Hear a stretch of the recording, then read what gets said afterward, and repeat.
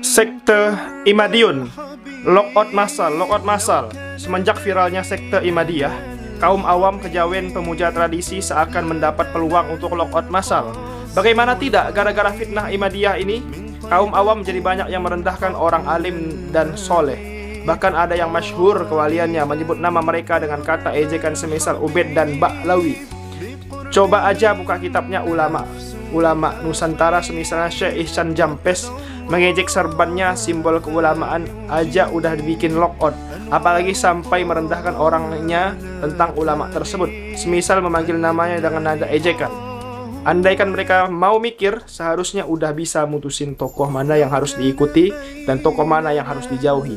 Kalau mau tokoh tersebut diterima oleh Allah agar atau tidak, lihat karya-karyanya atau murid-muridnya, apakah bermanfaat untuk kaum muslimin atau tidak. Semakin luas manfaatnya berarti menunjukkan semakin diakui, diridhoi kedudukannya oleh Allah Subhanahu wa taala, seperti apa yang dinukil oleh Syekh Yusuf An-Nabhani. Nah, mari kita lihat mana karyanya kaum Imadiyun yang dimanfaatkan oleh umat Islam, atau berapa banyak murid-murid mereka yang dapat diterima masyarakat. Lalu dibandingkan dengan karyanya Al-Habib Abdullah Al-Haddad, Al-Habib Zain bin Schmid, Al-Habib Umar bin Hafiz, dan kaum Ba'alawi lainnya. Kejauhan kalau soal karya, nukilan, makalah, ajalah. Adakah pendapatnya kaum Imadiyah yang dinukil oleh ulama berkaliber dunia dalam kitab-kitab mereka? Kalau makalah dari kaum Sadah Ba'alawi sih banyak yang dinukil oleh ulama kaliber dunia. Semisal Syekh Ihsan Jampes menukil makalahnya Al-Habib Abu Bakar Asy-Syakran. Lihat kan, beliau menyebut kaum Ba'alawi dengan gelar Syahid dan Habib. Alim mana Syekh Ihsan Jampes dengan Imaduddin? Apalagi Mbah Gufron. Masih kurang bukti dan kemanfaatan kaum Sadah Ba'alawi. Selain pendapatnya, dinukil banyak karya beliau yang disyarahi oleh ulama termuka. Misalnya, yang pertama adalah Syekh Nawawi Al-Bantani mensyarah karyanya Al-Habib Abdullah Al-Haddad, Al-Habib Abdullah bin Husain bin Shahir, Al-Habib Abdullah bin Umar bin Yahya, dan Al-Habib Ahmad bin Zain Al-Habsyi. Yang kedua, Ki Haji Ghazali Fathullah mensyarah karyanya Al-Habib Ali bin Muhammad Al-Habsyi. Yang ketiga, Ki Haji Luqman Hakim mensyarah karyanya Al-Habib Sa'ad Al-Idrus, Al-Habib Hasan bin Shalih Al-Jifri. Yang keempat, Ki Haji Ahmad Anwar Sembilangan mensyarah kasidahnya Al-Haddad. Lalu dibandingkan dengan karyanya Kang Imaduddin, ulama siapa saja yang telah sudi mensyarahnya? Sudahlah, cinta tanah air boleh, namun jangan terlalu fanatik sampai-sampai membenci apapun yang berasal dari luar, apalagi sampai fobia Arab. Kudu taubat nasuha. Makbarahnya Al-Habib Ja'far bin Muhammad Al-Kudus, beliau dihauli oleh ribuan manusia. Kalau para tokoh Imadiyun, kapan haulnya? Betul. Dari situ saja kita sudah bisa melihat apa manfaatnya Imaduddin ini untuk umat. Ya teman-teman, seperti itu. Yang ngajarin umroh ke Tarim itu sekte siapa? Itu ziarah teman-teman, bukan umroh ya. Lu pernah dengar umroh Turki, umroh Mesir maksudnya apa? Umroh setelahnya jalan tapak tilas ke Turki, masjid, dan lain-lain dari negara yang ingin dikunjungi. Mereka mana paham, karena hatinya udah penuh dengan kebencian. Ya dibayar, ya namanya bazar itu dibayar. Kalau udah dibantah mereka diam. Seperti itu teman-teman semua ya. Next. Saya Bahar bin Ali bin Smith menyerukan dan mengajak kepada seluruh PHB se-Indonesia Raya. Kemudian saya mengajak kepada Ultras of PHB. Saya juga mengajak kepada Pasmid, kemudian kepada Paskuba, dan seluruh anak-anak Rojali, seluruh anak-anak para pecinta sholawat, pecinta majelis taklim, untuk all out semuanya, khususnya anak-anak PHB, pecinta Habib Bahar yang selama ini selalu setia, untuk all out menghadiri acara reuni akbar 212 yang insya Allah dilaksanakan pada tanggal 2 Desember tahun 2024, dimulai sebelum subuh sampai dengan selesai. Kepada seluruh anak-anak PHB, wajib untuk hadir. PHB tidak akan pernah mati. Assalamualaikum warahmatullahi wabarakatuh. Nah, itu dia undangan dari Habib Bahar bin Smith kepada PHB ya teman-teman, untuk hadir di acara reuni akbar 212 di Monas ya teman-teman, seperti itu. Pastinya kita lihat apakah ramai atau tidak. Ya kita lihat saja tanggal 2 teman-teman Desember ya 2024. Next. Ini juga orang-orang tuh gimana ya? Apa ini teman-teman? Ada perkataan begini, kalau nggak salah MUI ini yang bilang itu. Ini gimana ya, kita ini bab-bab nasab ribut. Cuman kita juga nggak bisa ngapa-ngapain, soalnya kenapa? Soalnya percaya kepada Habib itu bukan bagian dari rukun iman, katanya begitu. Dan Banyak pula orang-orang yang memiliki pandangan percaya kepada adanya habaib ini bukan termasuk rukun iman. Bener nggak nih?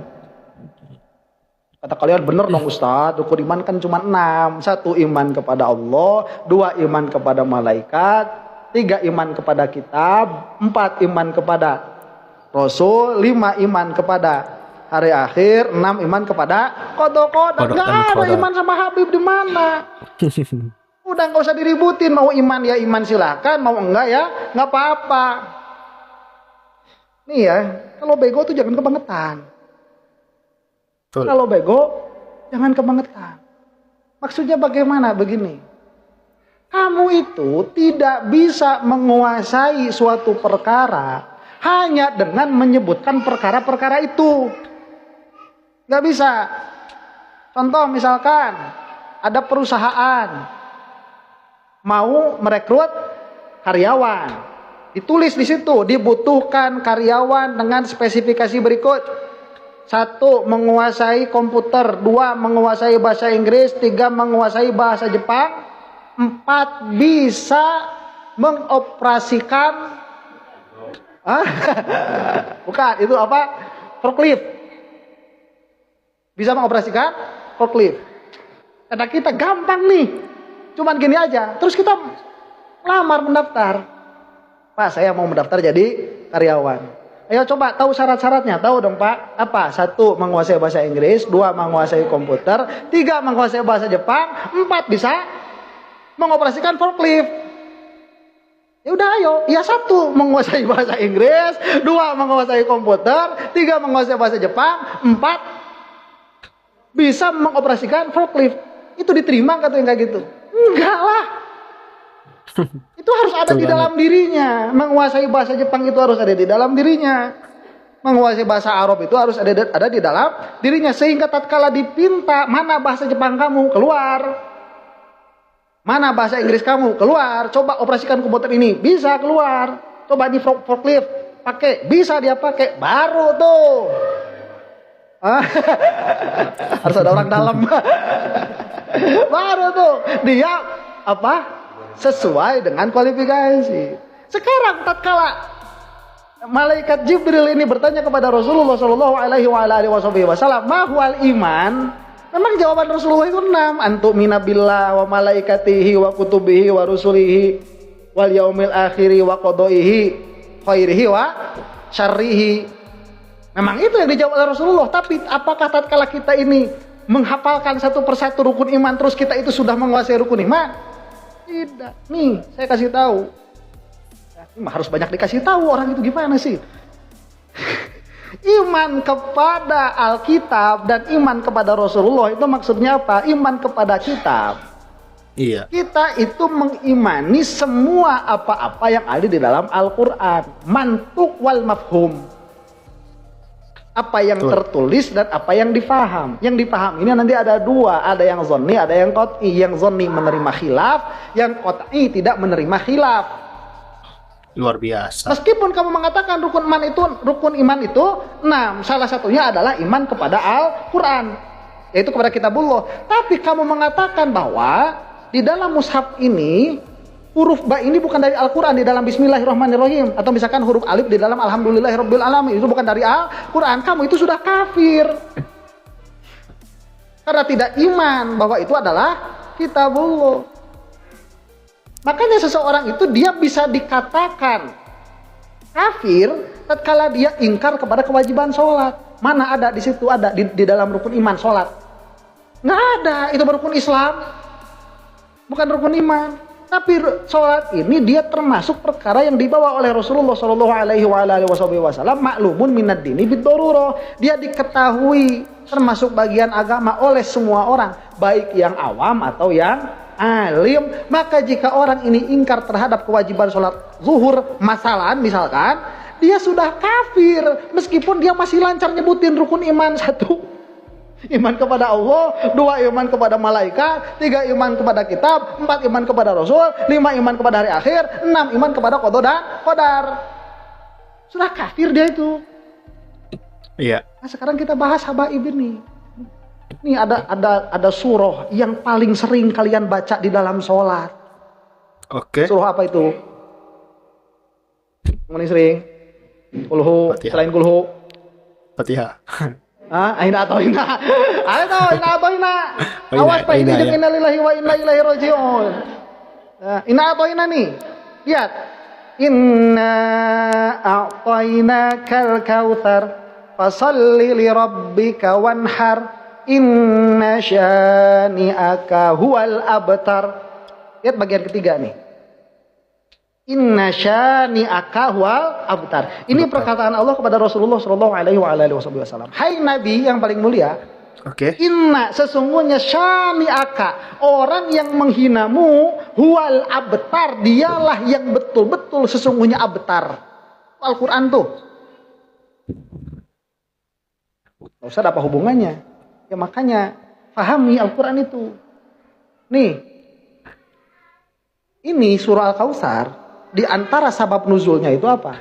Tatkala Rasulullah Shallallahu Alaihi Wasallam itu anaknya wafat, ada yang mengatakan tatkala ayat ini turun yang wafatnya itu Sidna Ibrahim, ada yang mengatakan tatkala ayat ini turun yang wafatnya itu Sidna Abdullah.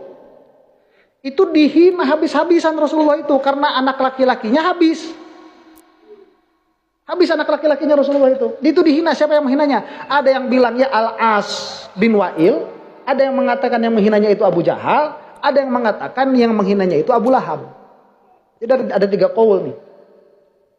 Tatkala Rasulullah itu wafat anaknya, orang-orang musyrikin langsung berkata, abtar, terputus sudah keturunannya. Terputus kebaikannya. Itu kata orang-orang musyrikin. Rasulullah sedih. Sama Allah langsung dibela. Nih Muhammad. Nabi, kalau Allah itu nggak bilang nama ya. Nabi yang paling mulia, yang abtar itu bukan engkau. Yang abtar itu yang menghina engkau abtar, dialah ya abtar. Itu bataro. Bataro itu kalau apa? Kalau hewan dia itu nggak ada ekornya, dia disebut batar. Pokoknya kalau dia sesuatu, kemudian ada kurang pada sesuatu itu, tidak lengkap, dia disebut batrun atau abtar. Madinya bataro. Nah, dalam pengertian apa? Coba lihat. Ini kan Rasulullah ini dihina, terputus keturunannya. Iya. Sama Allah itu dirod, pakai huruf taukid dan pakai apa? Domir fasol. Domir fasol itu kalau di dalam balaghah salah satu fungsinya itu untuk taukid juga. Jadi bisa begini. Luar Kalau itu nggak biasa. usah pakai inna sebetulnya, langsung saja syani uka abtar. Bisa kan? Yang menghinamu itulah yang terputus. Bisa. Tapi Allah pakai inna syani aka abtar. Bisa tuh, nggak usah pakai huwa. Berarti keadaannya lebih kuat tuh inna.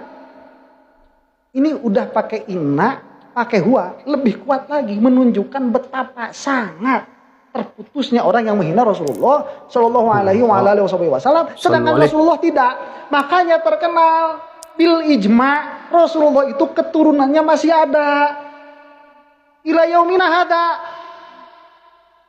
Maka orang yang bilang Rasulullah itu percaya atau iman kepada adanya keturunan Rasulullah ini bukan bagian dari rukun iman, ngaji lagi. Betul. Ijmalan itu. Ya Mbak Alwi nanti, urusannya nanti. Pokoknya mas secara utuh bahwa Rasulullah ini keturunannya masih ada.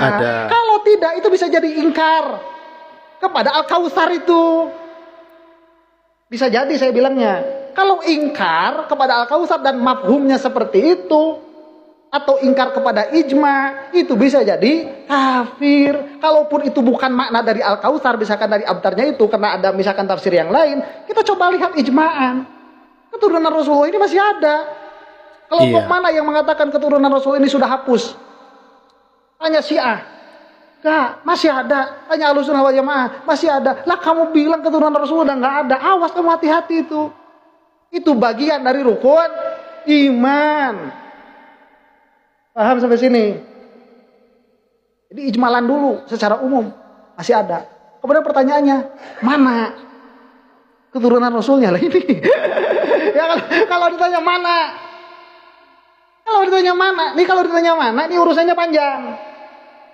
Karena banyak bani yang mengaku ini keturunan Rasul, ini keturunan Rasul, ini keturunan Rasul. Oke. Kalau kita mah begini, semua yang mengaku kita iyain aja. Begitu kalau kita mah, dan bukan ahli nasab. Dan ada bani yang paling kuat sehingga isbat keturunannya sebagai Rasulullah itu dijamin oleh Rasulullah sendiri secara ijmali lewat ijma. Siapa? Bani Ba'alwi.